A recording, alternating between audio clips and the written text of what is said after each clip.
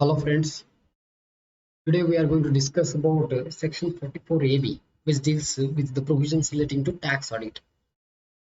So section 44AB of Income Tax Act, this is dealing with the tax audit provisions. तो आज इसमें हम लोग क्या क्या डिस्कस करने वाले हैं।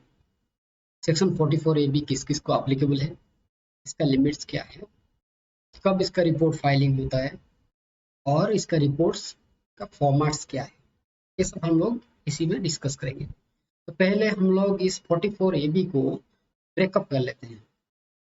5 clauses are there in 44AB। क्या है clause A, B, C, D, E. तो ए बी सी डी ई में से हम लोग इसको दो पार्ट में डिवाइड करते हैं, एक बिजनेस एक प्रोफेशन। पहले तो हमें समझना पड़ेगा ये 44AB किस किस को एप्लीकेबल है। It is applicable to everybody, every SSC who are dealing with business or profession or who are generating their income from business or profession। Okay, ये बिजनेस और प्रोफेशंस में डील करके उनका प्रॉफिट और इनकम जनरेट करते होंगे तो उनको ये सेक्शन 44AB एप्लीकेबल है। तो ये सेक्शन 44AB एप्लीकेबिलिटी तो हमें पता चल गया किसको एप्लीकेबल है, मगर इसका लिमिट्स क्या है, उसका कंडीशंस क्या क्या फुलफिल करना है to for the applicability of this section 44AB और टैक्स ऑडिट प्रोविजंस। तो इसको हम क्लॉज में डिवाइड किए थे। तो बिजनेस एंड प्रोफेशन हमारा, क्योंकि ये इनकम जनरेटिंग फ्रॉम बिजनेस और profession only are covered under 44AB। Clause A, C, E ये तीनों आते हैं बिजनेस में। प्रोफेशन में आते हैं clause B and D. Clause A, C, E को हम डिस्क्राइब करेंगे अभी।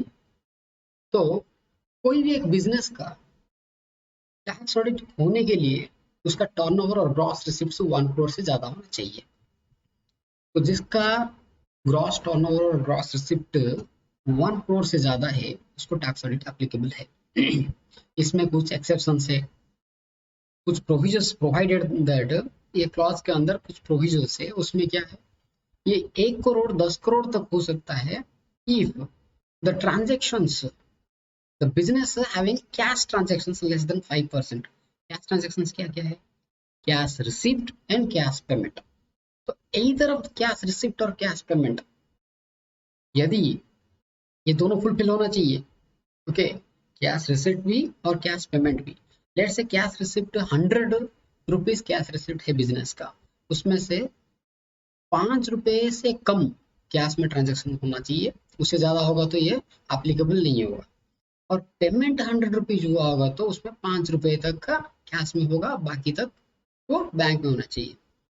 इसमें और एक प्रोविजन में फर्दर प्रोविजन दिया है कि जो भी अकाउंट पे चेक नहीं होता है, ओनली बियर और चेक होता है, तो that will be regarded as cash. Okay, तो कैश हमें देखने के लिए क्या क्या चीज देखना है, it should be in the banking transaction and the payments और receipt should be made in account payee cheque और बैंक ड्राफ्ट। तो हमें इसमें ये चीज देखना है।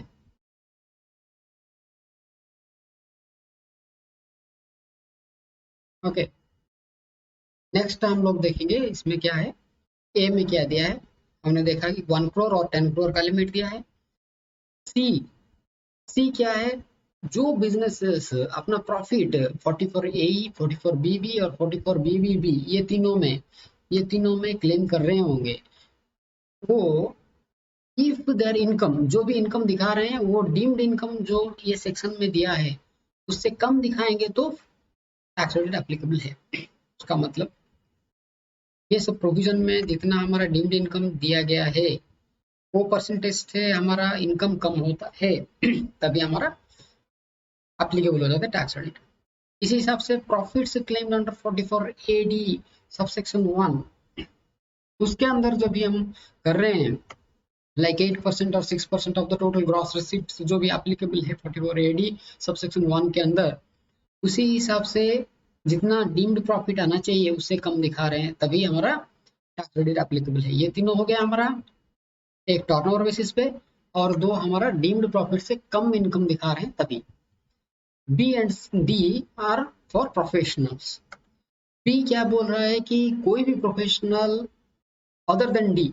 ओके, कोई भी प्रोफेशनल उसका टर्नओवर मींस ग्रॉस 50 लाख से ज्यादा है तो उसको टैक्स क्रेडिट एप्लीकेबल है। डी में क्या बोल रहा है कि जो प्रोफेशनल्स प्रॉफिट्स 44 एडीए के अंदर दिखा रहे हैं, ओके, कौन से प्रोफेशनल्स, ये प्रोफेशनल्स 44 ये सबसेक्शन 1 के अंदर लिस्टेड आउट है, लाइक आर्किटेक्चर है, मेडिकल प्रोफेशनल से, लीगल प्रोफेशनल से, अकाउंटेंट से, ये सब जो लिस्टेड आउट है 44 ये सबसेक्शन 1 के अंदर, वो लोगों को 44 एडीए एप्लीकेबल है।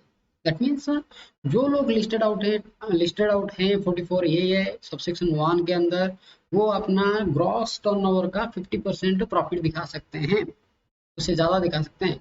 अगर उससे कम दिखाएंगे तो टैक्स ऑडिट लग जाएगा। ओके, तो हमारा ये 5 क्लॉजेस है। तो इस हिसाब से हमारा टर्नओवर बेस्ड कितना आ गया, 1 करोड़ का एक है, 10 करोड़ का एक है, 2 करोड़ का एक है, 50 लाख का एक है। ये तीनों बिजनेस रिलेटेड है, 50 लाख प्रोफेशनल रिलेटेड है। अदर प्रोविजंस क्या है एप्लीकेबिलिटी के लिए, अगर हम लोग डीम्ड प्रॉफिट से कम दिखा रहे हैं इनकम, तभी टैक्स ऑडिट एप्लीकेबल है। फिर हम आ जाएंगे, ये टैक्स ऑडिट कौन करेगा, टैक्स ऑडिट करेगा एक accountant defined as per section 288 subsection 2 of the income tax act. कौन है वो है चार्टर्ड अकाउंटेंट। तो वो अपना ऑडिट रिपोर्ट किसमें देगा, which is prescribed in rule 6G। कौन सा है format, audit report 3CB format है, 3CA फॉर्मेट है। 3CB format for non companies, 3CA format for companies, और उसके साथ एक एनेक्सर देते हैं ऑडिट रिपोर्ट के लिए 3CD, ये दोनों के लिए ही सेम है। अभी हम लोग देखेंगे इसका due date for submitting the tax audit report. Tax audit report कब तक हमें सबमिट करना है, ये 1 महीने पहले, हमारा ITR फाइलिंग करने का 1 महीने पहले हमें ये सबमिट करना होता है। तो normally ITR filing tax audit cases के लिए कौन सा है ना, 31 October of preceding financial year. तो हमारा 21-22 फिनेंशियल ईयर के लिए October 30 2022 is the ITR filing date. तो स्टैट्यूटरी ऑडिट, ये स्टैट्यूटरी नहीं है, टैक्स ऑडिट रिपोर्ट फाइलिंग का डेट कौन सा है, 1 मंथ प्रायर टू दैट। तो 1 मंथ प्रायर 30 सितंबर 2022। समझ में आ गया। तो हमारा कवर हो गया 44 AB tax audit provision relating to tax audit as per income tax act 1961। Okay, all clarity? If there is any doubt regarding this tax audit provisions, please comment in the comment box. I will try to reply it. जो भी जितना comment आएगा मैं try करूंगा reply करने के लिए, और कुछ भी डाउट है इसमें तो you right in the comment box, I will try to give reply, or I will make another video for closing that doubts. Okay, thank you guys, and request you to subscribe the channel and like and share the video. Okay, thank you.